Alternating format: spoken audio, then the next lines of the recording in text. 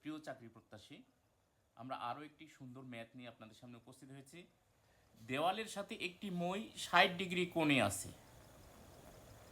দেওয়ালের সাথে একটি মই 60 ডিগ্রি কোণে আছে এবং দেওয়াল হতে মইয়ের দূরত্ব 4.6 মিটার। মইয়ের দৈর্ঘ্য কত?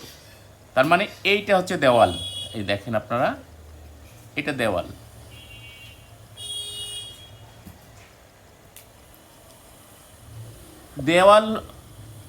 দেওয়ালের সাথে একটি মই, এই যে এটা হচ্ছে মই, এটা হচ্ছে মই, এটা দেওয়াল, এটা মই।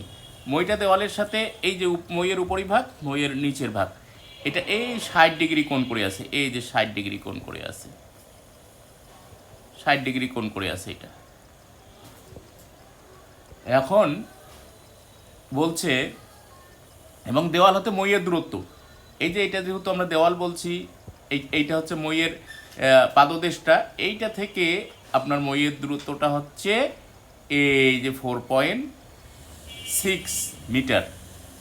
মইয়ের দৈর্ঘ্য কত? মানে এইটা দৈর্ঘ্য চাইছে। এখন আমাদের কিন্তু একটা পাশের শুধু দৈর্ঘ্য দেওয়া আছে, এই যে দেওয়াল থেকে মইটার পাদদেশটা যেখানে আছে সেইটার দূরত্বটা দেওয়া আছে, আর দেওয়ালেরও দূরত্ব দেওয়া নাই, আর মইয়েরও দৈর্ঘ্য দেওয়া নাই। কিন্তু একটা ক্লু দেওয়া আছে এখানে, যেহেতু দেওয়ালটা খাড়া আর এইটার দূরত্ব, তার মানে এটা 90 ডিগ্রি হবে। এটা আপনারা জানেন, এটা একটা সমকোণী ত্রিভুজ। আর এইখানে এই কোণটা বলে দেওয়া আছে হচ্ছে 60 ডিগ্রি। তাহলে আমরা জানি তিন কোণের সমষ্টি হচ্ছে 180 ডিগ্রি। এটা যদি 90 হয়, এটা যদি 60 ডিগ্রি বলে দেওয়া, তাহলে এটা 100% 30 ডিগ্রি হবে। তার মানে এখন আমাদের রিলেশন বিল্ড আপ করতে হবে ভূমি, এটা হচ্ছে ভূমি আর এইটা হচ্ছে অতিভুজ এর মাঝে। তো ভূমি আর অতিভুজের সঙ্গে সম্পর্ক কার? কসের।